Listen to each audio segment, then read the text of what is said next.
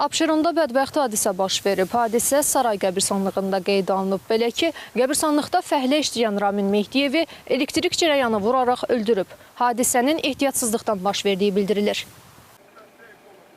Çəkiliş zamanı dünyasını dəyişən şəxsin bacısı oğlu dayısının burada qanunsuz işlədildiyini bildirdi.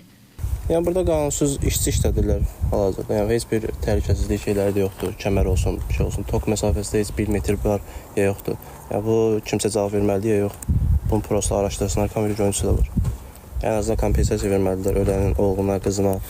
Fəhlənin konkret hansı şirkətin əməkdaşı olduğunu və qəbirstanlıqda nə iş gördüyünü öyrənməyə çalışsaq da, ölən şəxsin bacısı oğlu əlavə məlumat vermədi. Sadəcə dayısının rəhbərinin qəbirstanlıqda olduğunu bildirdi. Adının və vəzifəsinin açıqlanmasını istəməyən, mərhumun rəhbəri olduğu iddia edilən şəxs Ramin Mehdiyevin ölümü ilə bağlı bunları dedi. İşte orada iş görürdü, ehtiyatsızlıqdan ayağı sürüşüb, bilmədən tutub düşün oradan. Yıxılıb az üstə yerə. Riskli yəni o anda tutub tokda bunu tullayıb baş üstə dəyib yerə. Aha, nə tikirmişlər ki burada? Tikmirmiş, orada axıntı yeri varmış, onu təmir edilmiş. Hüquqşünas Asim Abbasovun sözlərinə görə, şəxs faktiki olaraq hansısa müəssisə, təşkilat və ya fərdi şəxs üçün işləyirdisə və onunla hər hansı əmək müqaviləsi bağlamayıbsa, bu əmək məcəlləsinin tələblərinin pozulmasıdır.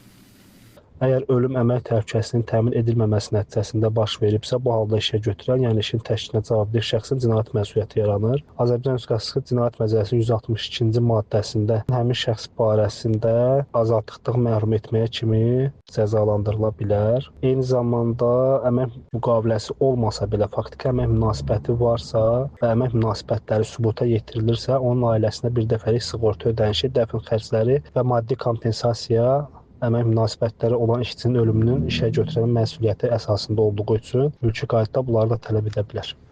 Qeyd edək ki, mərhumun 7 yaşlı oğlu və 19 yaşlı qızı var. Rəbiyyə Əhmədova, Xaliq Babayev, APTV.